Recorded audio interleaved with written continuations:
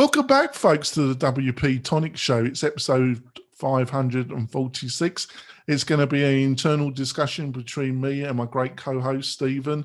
And we're going to be talking about security, how you can make your site secure, the position of your hosting provider in security. It's all going to be about securing your own site, securing client sites. Like I say, it's all going to be about security. But before we go into the main meat of this episode, I want to talk about one of our great sponsors, and that's Kinsta Hosting. Kinsta Hosting is a premier WordPress hosting provider. They've been hosting the WP-Tonic site for over 2 years now. Why should you be interested, or for your clients? Well, if you've got a website, a WooCommerce website, a learning management system, anything that needs more performance, more go, you would be advised to look at Kinsta. All their sites are hosted on the Google Cloud. They provide fantastic support. They provide all the technical bells and whistles, latest versions of PHP, one-click backup, one-click staging site, all the things that you expect from modern hosting.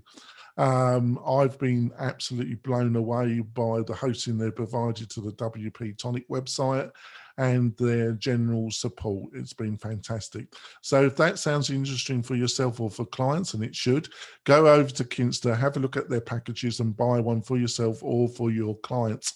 And the main thing is, if you do that, is tell them that you heard about them on the WP-Tonic show. So, Stephen, first of all, would you like to quickly introduce yourself to the new listeners and viewers? Yeah, my name's Stephen Sauder from zipfish.io. We optimize both the servers and the code that runs on your WordPress site. You kind of have to have both those things working in tandem to make your site blazing fast. That's great. Great company. We've used them ourselves.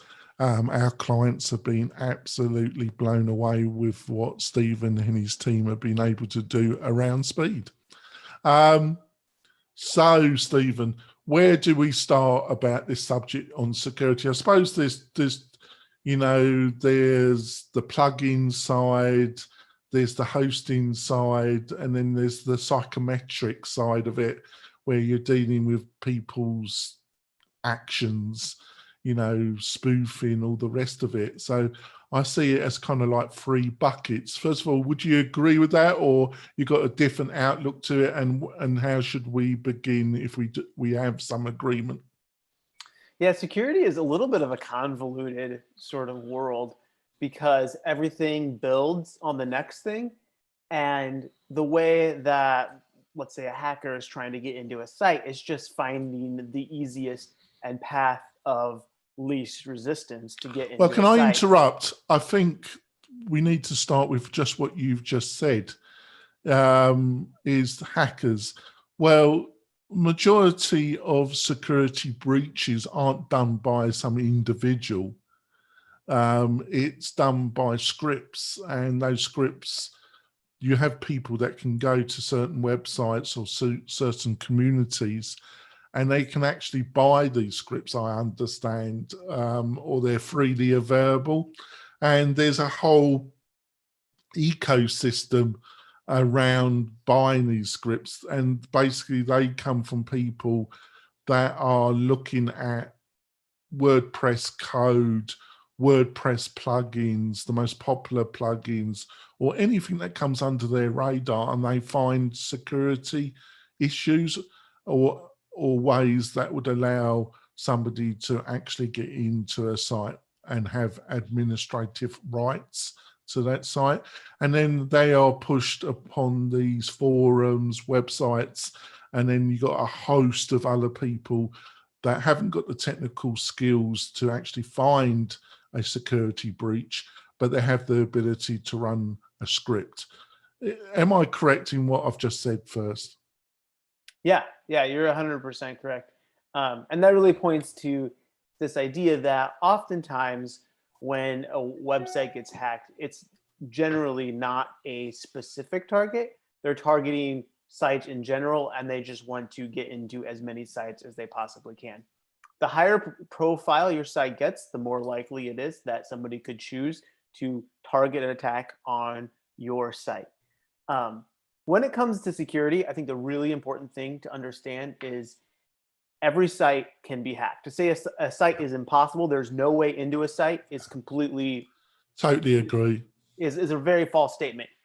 The idea of security is that you have to make it hard enough to hack that whatever value will be derived from hacking that site, that value is less significant than the time and effort it takes to hack. So think of a safe. If you have $5 in a safe, somebody may be willing to spend 10 minutes to get into that safe. After that, nope, like they're done. It's not worth their time or effort. If you have $50 million in a safe, right, somebody will be willing to spend years of planning of how they're going to break into that safe. So the bigger your site is, as far as like more recognition, more controversial, Yeah, more we discussed data you store, the more secure you have to make sure you have your site. Yeah, I was sorry to interrupt, but I don't think you were able to attend last week's roundtable show.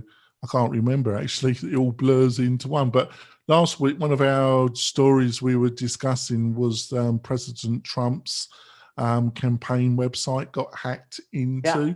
It wasn't actually being run on WordPress, thank God. It was being run on another CRM system called Expression Engine.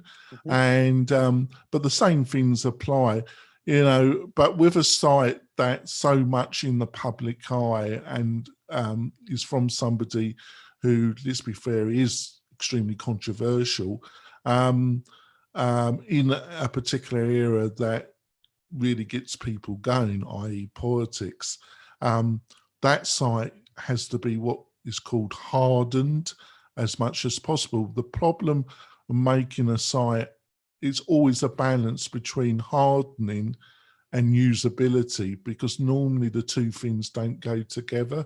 The more you harden a particular website, the less usable it's going to be for the average user, not the person, not the public side, but people who are maintaining the website, putting content on the website, the general back-end users. Is going to be less convenient. Would you agree with that? Yeah, for sure. There's always a trade-off between security and safety or protecting something. I mean, you can look at an airport, right? As airport security ramps up, the harder and harder it is to get to your flight on time, the longer the delays and the lines. It's just how it works. A password, the longer a password is, the harder it is to remember or store, or the more you have to type, right? Things become inconvenient, or you start locking down parts of the site, which means you can't do X, Y, or Z. But it's really important, because if you do get hacked, trying to unravel that can be a really hard process. If you have backups and you have kind of some fail processes in place, like if that happens, what are you going to do? Then recovering from that can be a lot more straightforward and a lot simpler. But I think a good way to think about WordPress security is kind of in 3 different buckets. Your site being the first, like your plugins and the people's username and passwords that are on your site. And then 2, the server, what they call a WAF, or web application firewall. So that's like what's on top of your server, dictating the traffic between the server and the WordPress site. And then you can go one layer on top of that, and I think we have need it like by a domain, or like what Cloudflare does, for instance. Well, yeah, I was going to mention, because Cloudflare has become. I also obviously they provide increasingly a number of services. Cloudflare, I have mixed feelings, because one of the especially when it comes to a learning management system, is you're going to have. I wouldn't have. You know, when you come to us, because we know what we're doing and we specialize in learning management systems, the hosting and support of them, we know how to set up the caching for our clients. When you go to a more generalistic hosting provider, they're and I'm not including you, I'm sure you understand this and your team does, but when you go to one of the much larger providers, they won't set up the server. So what I'm getting around to is that Cloudflare, when it comes to us, it offers another level of caching. So it can complicate things a little bit, obviously. But I always understood one of the great things, especially the free service, is that it's a barrier to DOS attacks. So what is a DOS attack? I think we talked about it a little one of the shows a little while ago, but it's essentially where a bunch of computers just try to make a request from one server or one site as fast as many times as possible to just overwhelm that site. And if that site gets overwhelmed, it'll eventually crumble. And I understand that so it's not an actual hack. You're not getting access to the site. You're just taking down the site. It's like somebody at your front door, and instead of one guy, there's 15 really big guys hammering away at your front door. It will break it down. You know, one guy would take about, it's a big hefty bouncer type, you know, it still would take him, you know, it's not film here. A big hefty secure front door is going to take up one person. But if you've got 4 guys hammering away at it, it's going to take a lot less time. But first of all, I understood how Cloudflare deals with that, is that it's got lists. It looks over its whole network and it identifies IP addresses that are involved in DOS attacks, and then it bans them. Is that roughly how it works when it comes to DOS attacks? Yeah, exactly. So what you really benefit from Cloudflare is Cloudflare has a knowledge of what's going on across the entire internet. And so they're a lot closer to what traffic is being, or where traffic is going on any given day or hour or minute.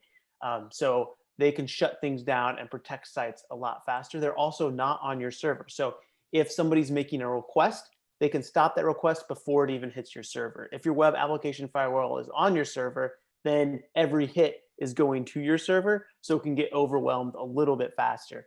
Now you have the software. First of all, I hope you're impressed with my knowledge level, Stephen. Yeah, it's good. There you go. I'm getting out of here. I'm only teasing him. He knows that. He's got a big grin on his face. So the software, what's always get the term that you use in the software? What was the term you were using? Software. Like WordPress, like endpoint firewalls, or a web firewall. Firewall. That was it. See, that's the one of that's one of the things. I think I'm correct when it comes to WordFence. They're running that on the actual server, where something like Securi, and we don't use Securi ourselves, even though it's a great product. Is that we run another software, Wirewolf. We use a company called Mailcare, and they provide a similar product to Securi, but it's not on server. So the actual resources, it's not use anything like the resources of something like WordFence, where they're actually running that on your server. Am I correct about that? Yeah, so let's talk about the difference between like WordFence and Securi, just because I think those are two good examples. WordFence is a plugin that you install on your WordPress site. So the security is actually being managed and handled by your WordPress instance. So as traffic is coming into your site, that WordFence as a plugin is looking at that traffic and deciding what it wants to do with it. It doesn't want to respond with the web page, doesn't want to block that IP address. How does it want to handle that? It's not actually installed on the server level, right? It's installed on the application level, so the application being WordPress. Securi does two things. It does what WordFence does. It has its own little plugin that you install inside of WordPress and handles these requests coming in, but it also does what Cloudflare does, and it sits above that so they can monitor traffic coming into the site before it even hits. So if you're not using Cloudflare, that is one of the good parts. But if you're using Cloudflare and you can afford, obviously they've got the free version, but I think the free version, they don't do the firewall bit with the free version. I think you have to pay that. But then it's fair value. I'm not saying, but you probably can get, if you look around, you probably can get a service that's external. And that's one of my, and this is only my opinion. Don't get me wrong, listeners and viewers. WordFence is a very reputable WordPress security company. I'm just giving you my honest opinion. That's why I shy away from it, and I don't personally feel it's the best solution. What's your thoughts, Stephen? So the nice thing about having a firewall installed on your WordPress site is, one, it can be aware of some of the like custom intricate sort of settings that you have on your WordPress install. So like if you have some sophisticated, let's say, learning management system that requires some really interesting ways of handling traffic, WordFence or the security plugin can better adapt to those kind of things because they understand your website more, because they're installed directly on WordPress. Something like Cloudflare that sits outside has very little knowledge of what's going on the WordPress level. All it knows is about the traffic coming in. And so sometimes you have to configure some things in a kind of a custom sort of way to make it so that traffic will work. And it's a little bit more complex at times. It's not specific to WordPress, right? It's specific to the web as a whole. WordFence has a really good image of kind of how both of these work if you go to their site and check it out. The way that Cloudflare gets all of its power is by obscuring your server's IP address. So if you're using Cloudflare, you have to change your name servers to point to their name servers, and then you put your IP address or whatever to point to your server. But Cloudflare never gives that your server's IP address out to the end user. They obscure it, and they have their own IP address that they give them. And so all that traffic gets routed through that Cloudflare IP address. If somebody would find out about your server's IP address, a lot of that power that Cloudflare has to prevent attacks and to stop threats is circumvented, because they've now have I do see, I do, you know, this is a fascinating discussion. Hopefully we haven't lost a lot of the listeners and viewers, but I do understand where you're coming from. My only observation with that, Stephen, is doesn't that really only apply if you had a knowledgeable actual individual or group of individuals that are actively engaged in trying to hack your site? Would that really make a difference when we're talking about just a generally purchased script attack? I mean, it really depends what people are doing with those scripts. There's some very sophisticated automated things out there, and there's less sophisticated stuff. So, and it's hard to know exactly what's going on right now at any given time. We usually learn about it after people. But in general, generally, it's a good first layer. Cloudflare is a great first layer of security, but it should not be your only layer. If that was the only thing you were doing from a security standpoint, you would be kind of leaving your back door wide open. That would apply to everything we're going to talk about, but I'm just getting the impression before we go for a break, in general, you're more generous towards WordFence than I am. Would that be the correct stance? My feeling is that the correct way to handle security is primarily on the server itself. So the web application firewall that's on the server that's above WordPress itself. So WordPress, we can talk about this more after our break, but WordPress shouldn't be the thing that's you're relying your security on. Your server should be hardened and should have security measures in place out the gate without having to worry exactly that's something that exactly, and I'm so glad that you brought that up, which I've got some observations that I'm going to put to you about that after we come back from our break. So we're going to go for our break, folks. We'll be back in a few moments.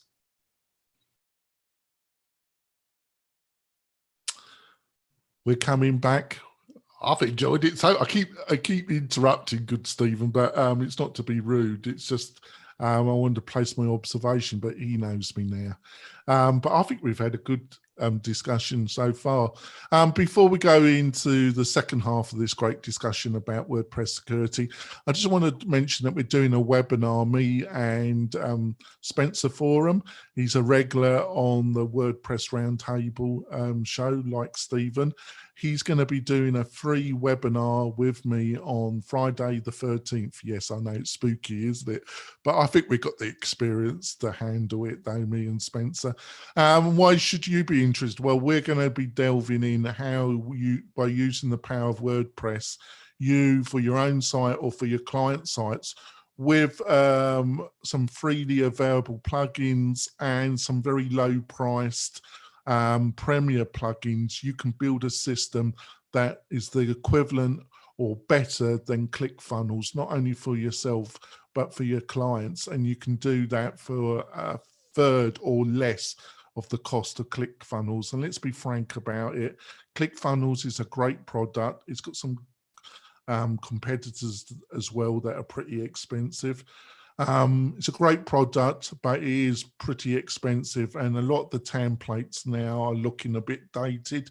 We're talking about something that we can make really great landing pages and then build the funnels that are linked to the landing page, all using WordPress. And we're going to be delving through how you do that for yourself, for clients, what's the best way of doing it. It's going to be fantastic. So that's going to be at 10:30 Pacific Standard Time on Friday the 13th. And how do you register? And you can freely register. Just go to the WP-Tonic homepage, and in the top menu on the right, there's a button that says webinar. You click it and you can register for this great resource, that this great webinar we're going to be doing on the 13th. So back onto the story. So before we went to our break, you brought up something that it's a hot subject for me.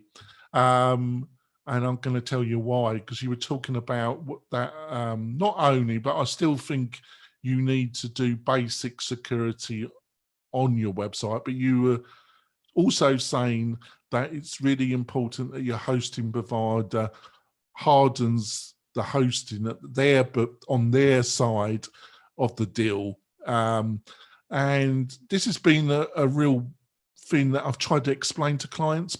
And funny enough, it's been the bigger clients where they're looking to host themselves on Amazon Web Services, or they're looking to host on DigitalOcean, or some of the other server cloud providers, and they want to do it themselves, Stephen. And I'm trying to explain to them and these are people that normally are from the Microsoft world, and they know a lot about Microsoft and Microsoft technology, but they don't know anything about the Linux world, Linux administration or hosting.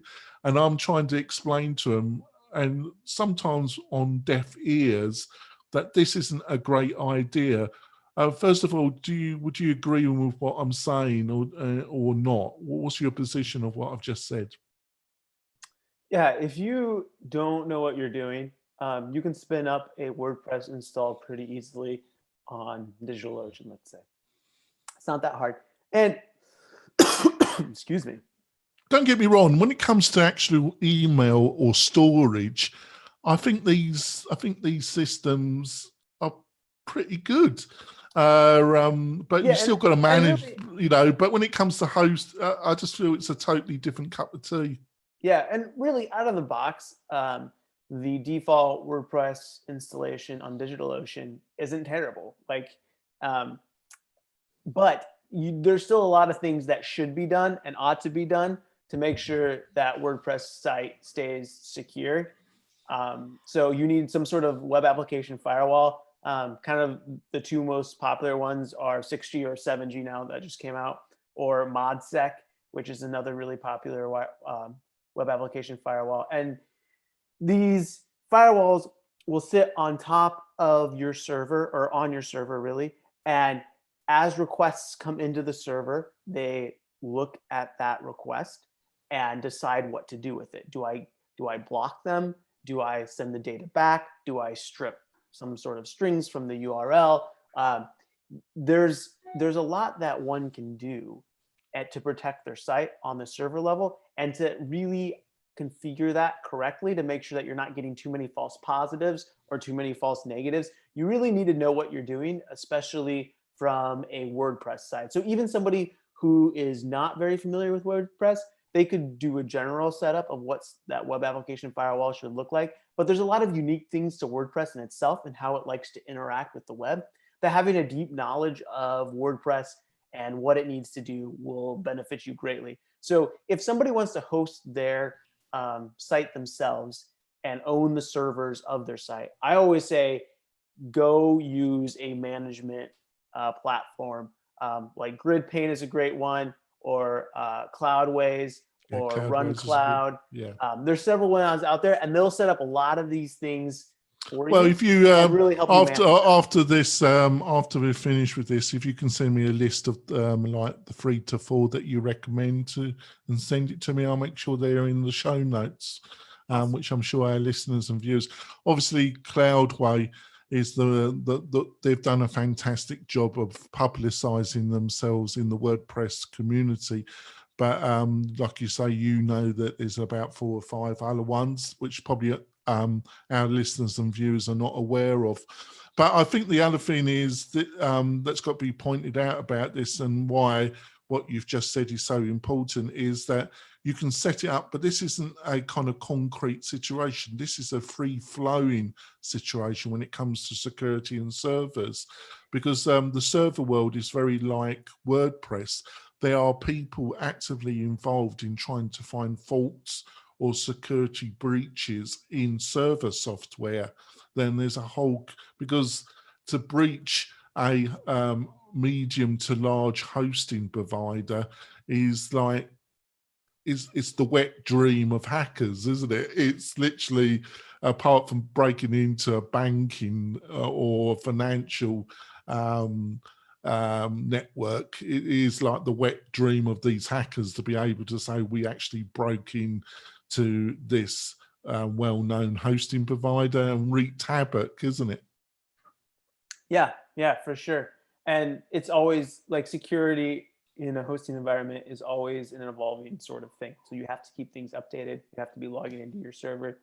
And a lot of these things are done oftentimes through your command line tool. So if you're not really familiar with SSHing into a server and using command line to run updates or see what's going on, then it's probably far better for you to go and use something like GridPane or Cloudways.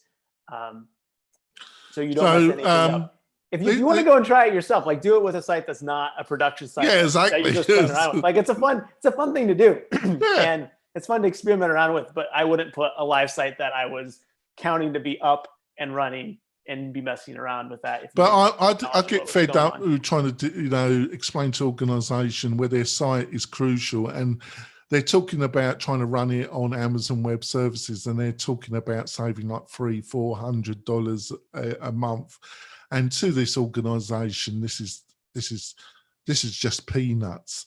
And the other people, you've got to get up to a certain level of traffic where your $30, your $100 hosting from a respectable hosting provider doesn't meet your needs. You've got to get up to a certain level of usage or traffic. So it always makes me laugh that that a lot of people look at this, and in both instances, those are lacking traffic or those that get in tons of traffic, but they're normally much bigger organizations. It doesn't really matter anyway. And to me, you're just exposing yourself to a lot of aggravation, which you could, the best people, we all make mistakes and we learn from them, but the really intelligent people don't make the mistakes in the first place.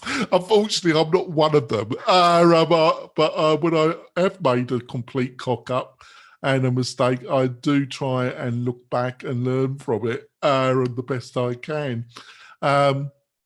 we're going to we're going to wrap up the podcast part of the show. It's gone quickly. Are you okay to continue this discussion for another 10 minutes? I know you got a hard break, but you got another 10. Yeah, for sure. Let's talk about some of the most common ways. So I think we WordPress need to get talk hacked. about some of the plugins, some of the things that you need to do on your WordPress website for yourself or for clients. So you'll be able to see this bonus content and the whole interview on the WP-Tonic YouTube channel. I normally publish to YouTube channel the quickest, plus there's other videos on there. We've been getting a lot more subscribers to the YouTube channel. It's growing rapidly. So go over there and you'll be able to not only to see us discussing the subject of security, but also the bonus content. So, Stephen, how can people find out more about you, your company, and maybe have you got some resources on your site about security? Head over, to zipfish.io. You can run a speed test there, see how much faster we can make your website.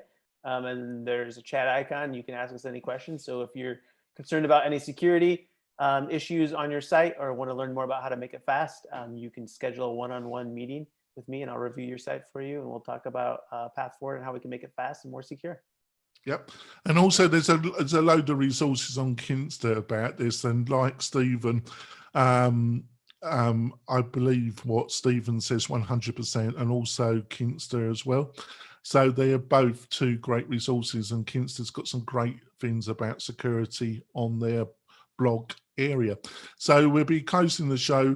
Like I say, if you really want to support the show, there's two things. Go over to the WP-Tonic YouTube channel and subscribe. That really helps at the channel. And the second thing, if you're feeling really generous, is go over to iTunes and leave us a review. It does really help the show. We'll see you next week with either another great internal discussion between me and Stephen, or we'll have another great guest. We'll see you soon, folks. Bye. Bye. Blimey, that went quick, didn't it? And I apologize, I kept butting in, did I? But there we go. On to the next thing. The plugins and the things you got to do to secure your site. Now, like I say, I'm just going to tell you what we tend to do at WP-Tonic. On our upper plans, we tend to use a combination of a software that comes from Mailcare, and they also do a scanning service, and they tell us if the site's down, or if they also got a new thing that they've been doing, which I think is great, is they actually send us an email telling us that one of the sites that we're using their product on has a plugin that there's a security risk with. They actually send us an email to tell us that. I think that's a great thing that they've just recently introduced. On our basic plan level, we just tend to put on iTheme Security, the actual free version, because I don't think, this is my own personal, these are clients that we are keeping all the plugins up to date. We make sure all the password and admin are strong. We make sure all the plugins are kept up to date. The core is kept up to date. And then we just put on iTheme Security, the free product, because I've actually don't think there's enormous benefit in going up to the paid version. And by doing this, and by hosting on quality hosting, we don't have a lot of problems.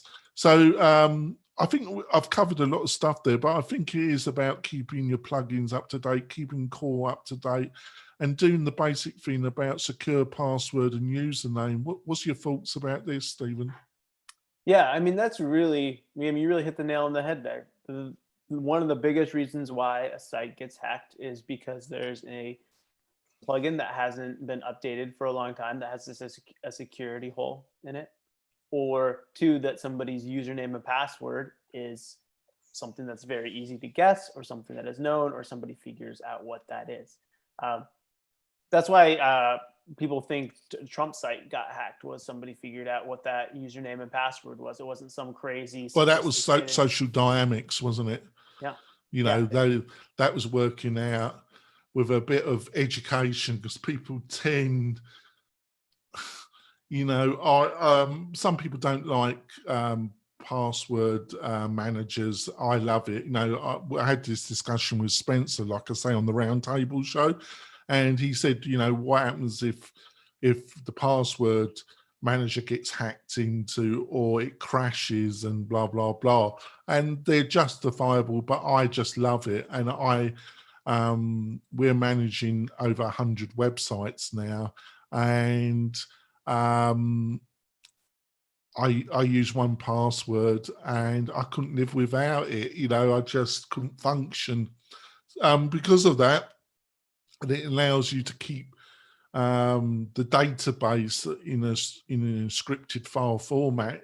I have it linked to Dropbox, and I have a very strong password, blah blah, but it's an encrypted file anyway. So if it did crash, I have a backup of the 1Password database anyway. So I'm a bit religious about that, because if it does crash, and it never has, I would be lost. So I'm a bit anal about that I do have backup of my password manager. What's your thoughts about that and password managers? Yeah, password managers are better than trying to come up and remember or write down your password somewhere. The nice thing about a password manager is a lot of them will only be able to be decrypted with your password. So even if somebody does hack into a password manager, they won't have access to your passwords unless they know your password for the password manager. So if You've you got to make sure that's strong and you can remember it, but it's easier to remember one long, very strong password for your password manager than trying to remember 3, 4, 5, 6, or 7, isn't it? Exactly. So yeah, having a secure password is super important on WordPress, and also keeping plugins updated. And even if a plugin doesn't need to be updated, if a plugin has died, or the person isn't actively developing it anymore, or doesn't care about the plugin anymore, that's also something that you have to be kind of on the watch for. You just made a fantastic, because there's many sites that we take over to manage, and there's 12, 15 administrative accounts, and when I bring it up to the client, they don't even know what a lot of these admin accounts are, and they were previous employees, and it's one of the failings of WordPress. There's a plugin that we use, and I've forgotten it, that enables us to customize the normal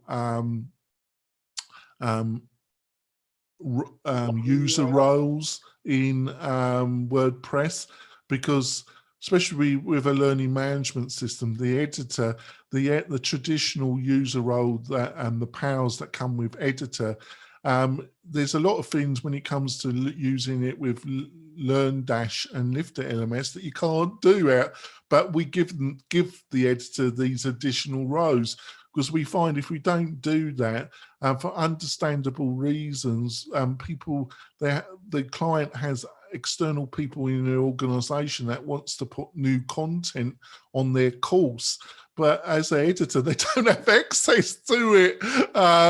So they end up being an administrator. That is a bad idea. You want to keep the administrative accounts to the minimum, don't you, Stephen?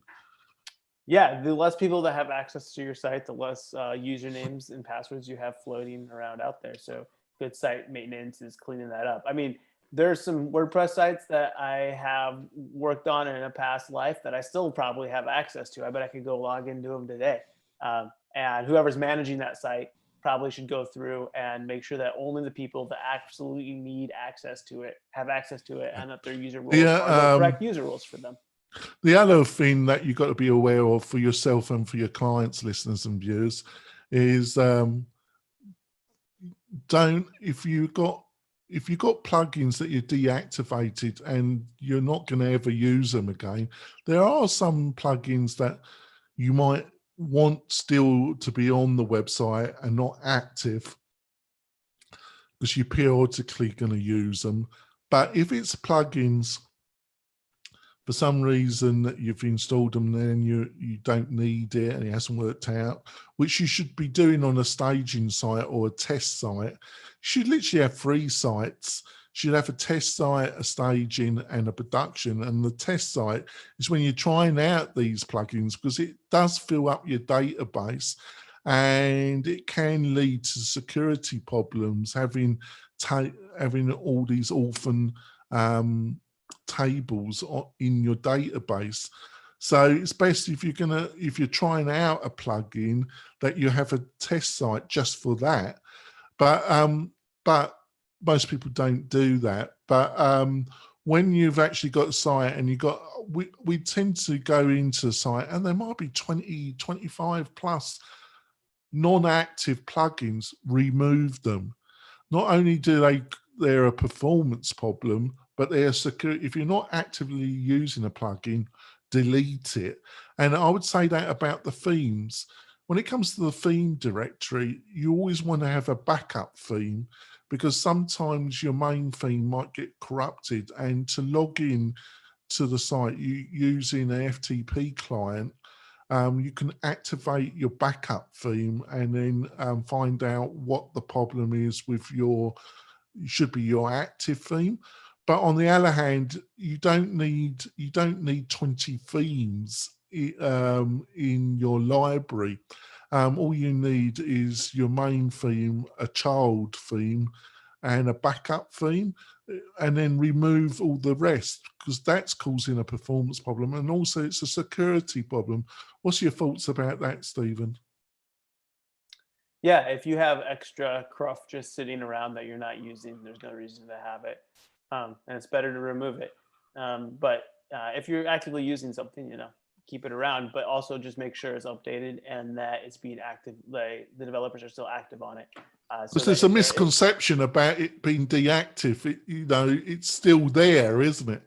It's still there. It is a little bit harder. There's less ways to take advantage of a deactivated plugin than an activated plugin. It would be much harder to hack a deactivated version than an activated version. It kind of depends on where the hole is, but it's still better just to remove it. Like, security is all about layers, and the more things that you can do to slow down a hacker or stop a hacker or stop somebody that's trying to get into your site, the better off you are. Because really, as long it's kind of the idea where you just have to be better than everybody else and you're fine. You have to be better than whatever the value that hacker is going to get at your site, then you're fine.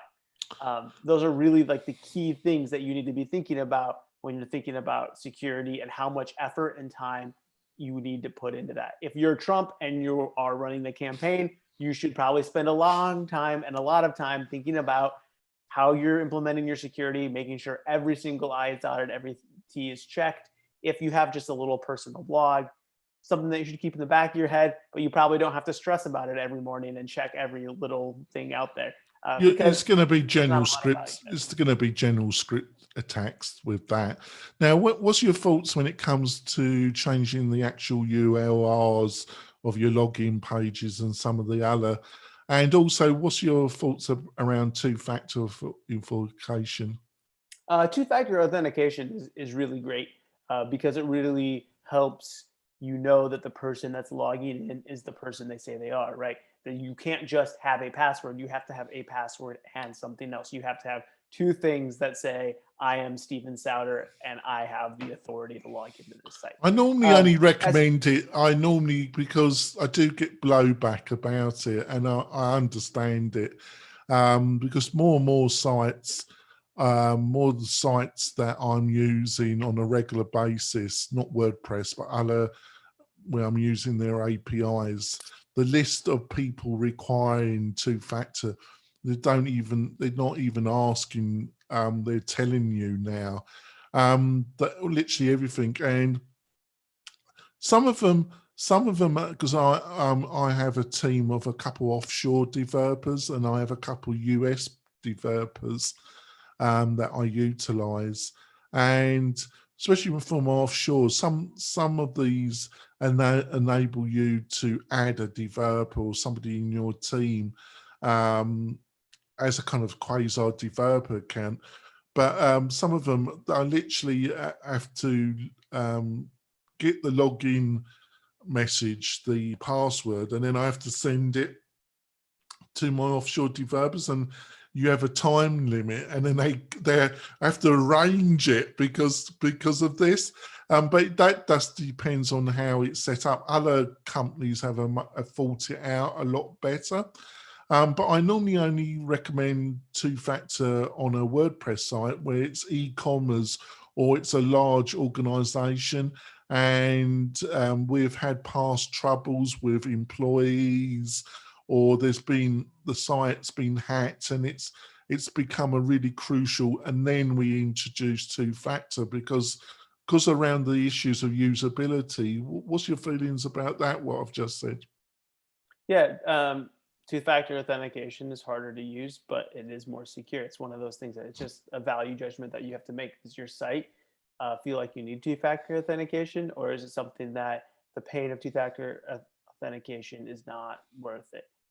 That's something that, if you have a small blog site, if you have something that's not huge, it's probably not that big a deal. If you were Trump, you should have had two-factor authentication, because that would have probably stopped his site from getting hacked. One thing now, that when it comes to actually changing the URLs, I think that really, if you've got something on your site that's reporting the amount of brute attacks, because they're but it was also linked to, if you've done the things that we discussed in the podcast around using Cloudflare and other services, it kind of, because in some ways changing the URL structure can be a pain in the arse, but on the other hand, when it comes to brute attacks and things, it's not a bad idea, is it? Yeah, there's a common saying that security through obscurity is not security at all. I kind of disagree with that, because hiding something is a good way to make sure other people can't find it, but it shouldn't be your primary method. No. And it shouldn't, if you're trying to secure things, it should just be the icing on the top of the cake. It's not actually preventing somebody. It is preventing them as long as they don't know about it. But the second they know about it, they can get into it. So it's one of those extra measures that can be nice sometimes.